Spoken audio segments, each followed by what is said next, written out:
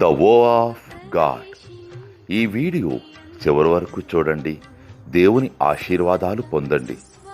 దేవుని నామములో మీకు నా హృదయపూర్వక వందనములు. మిమ్మల్ని మీ కుటుంబమును దేవుడు బహుగా ఆశీర్వదించునుగాక. ఈరోజు మీ రాకపోకలి యందు మీరు చేసే ప్రతి పనిలోనూ దేవుడు మీకు తోడుగా ఉండునుగాక. మీరు ఊహించిన అద్భుతాలు, ఆశ్చర్యకార్యాలు ఈరోజు మీ దేవుడు మీ జీవితంలో చేయునుగాక. ఈరోజు నీ దేవుడు నీతో మాట్లాడే మాట,